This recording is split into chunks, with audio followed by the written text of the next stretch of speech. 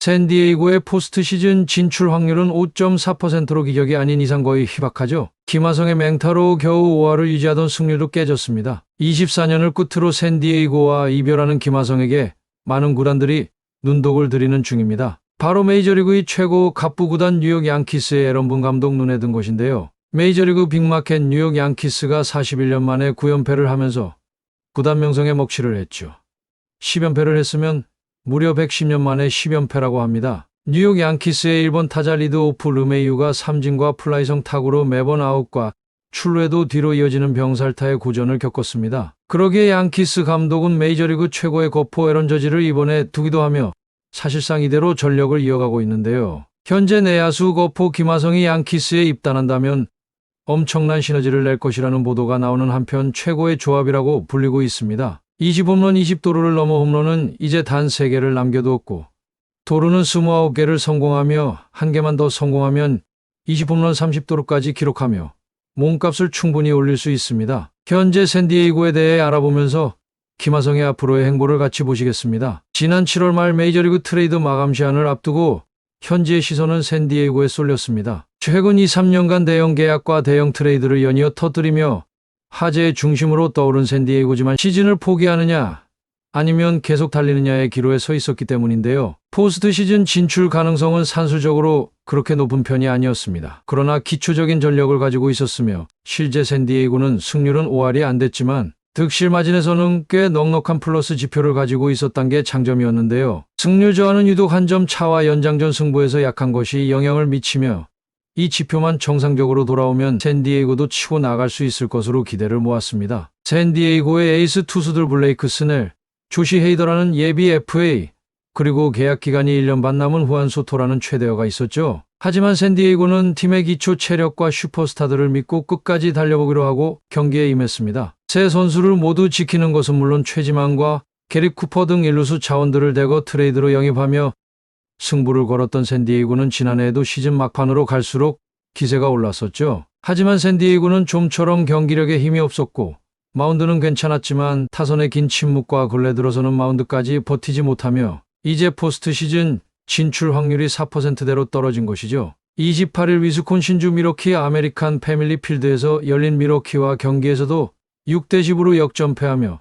3연패에 빠지며 팀 분위기는 처참했습니다. 시즌 성적은 61승 70패, 이제 30경기 남짓이 남았음을 고려하면 포스트 시즌 진출을 위해서는 말 그대로 기적이 필요합니다. 최근 기세가 좋았던 선발 투수인 마이클 와카의 등판일이었고 반드시 연패를 끊고 승리를 챙겨야 하는 경기였죠. 이날도 리드오프로 나선 김하성이 선봉에 나서며 1회 볼넷을 골라 선취점 기회를 잡았습니다. 원볼 투 스트라이크의 불리한 카운트에서 볼 3개를 연거푸 차분하게 고르며 상대 선발 하우저를 당황하게 만들었는데요. 그러나 연봉에 못 미치는 타자들의 타선은 굳어 있었습니다. 후속 타자 페르난도 타티스 주니어가 볼 하나 고르지 못하고 사구 만에 헛스윙 삼진으로 물러났고 소토가 안타를 쳐 김하성을 3루까지 보내기는 했지만 마차도가 유격수 땅볼에 머물며 한 점을 겨우 만드는데 그쳤고 김하성이 충분히 투수를 신경 쓰이게 만들며 출루했음에도 타선은 돕지 못했습니다. 리그를 대표하는 특급 타자들이 시원한 장타 한 방을 치지 못한 채 1회가 지나갔습니다. 1대1로 맞선 2회 산체스의 홈런 등 3점을 낸 샌디에이고는 6회 대거 7실점하며 4대9로 역전당했죠. 제대로 된 투수 교체 타이밍을 잡지 못한 채 경기는 말 그대로 거의 포기 상태가 되었습니다. 샌디에이고는 7회 반격에 나섰고 선두 그리샴이 몸에 맞는 공으로 출루한 뒤 폭투로 1루에 안착. 이어 배튼도 볼넷을 골라 무사히 1, 2루 찬스가 김하성에게 걸려들었죠. 김하성은 침착했으며 개인 스탯을 노린 게 아닌 어떻게 해서든 장타력을 갖춘 후속 타자들에게 찬스를 연결시키고자 했습니다. 치려는 생각보다는 공을 고르려는 생각이 강한 듯했죠. 사실 김하성의 타격감이면 충분히 휘둘러 볼만 했습니다. 마침 미러키 투수 1위배의 제구도 흔들리기 시작했습니다. 1구가 크게 빠졌고 2구는 살짝 빠졌고 3구는 다시 크게 빠지며 3볼의 카운트를 잡은 김하성은 4구와 5구 스트라이크를 모두 지켜봤습니다. 출루의 의지를 불태운 것이죠. 보더라인에 걸린 공으로 어차피 쳐도 좋은 타구를 만들기 쉽지 않았지만 하지만 6구가 높게 치솟자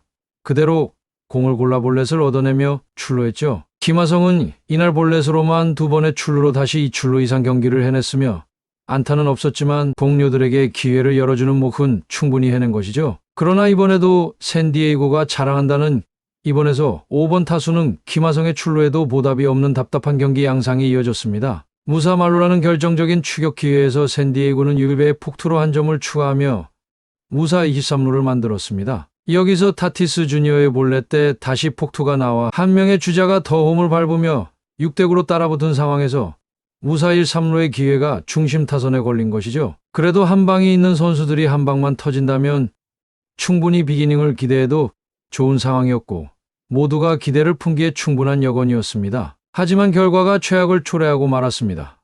소토는 유격수 등공, 마차도는 1루수 등공, 보가츠는 2루 땅볼로 물러나며 추가점을 뽑지 못했습니다. 소토나 마차도나 희생플라이 하나면 2점 차까지 쫓아갈 수 있는 상황이었는데 세 타자의 타구가 모두 내야에 갇힌 타구로 이닝이 종료되며 샌디에이고 패배의 기운이 짙어졌고 한숨을 돌린 미러키는 7회 한 점을 도망가 결국 두 자릿수 득점을 채우고 10대6으로 승리를 확정지었습니다. 7회 상황에서 소토, 마차도, 보가츠가 한 방을 때렸다면 경기 양상은 완전히 달라질 수 있었죠. 혹은 1회 상황에서 두세 점을 넉넉하게 뽑았다면 경기 초반부터 미러키를 압박하며 유리하게 경기를 끌고 나갈 수 있었죠. 그러나 김하성의 출루에도 불구하고 후속 타자들이 너무 부진했던 탓에 팀에서 가장 믿는 타자들이었다는 점에서 발등에 도끼를 제대로 찍힌 셈이 됐습니다. 샌디에이고가 트레이드 데드라인에서 구매자로 나선 건 소토, 마차도, 타티스 주니어, 보가츠라는 특급 스타들이 살아날 것이라 믿었기 때문입니다. 이들이 살아나면 팀 공격은 물론 분위기까지 살아나게 되어 있는 것이죠.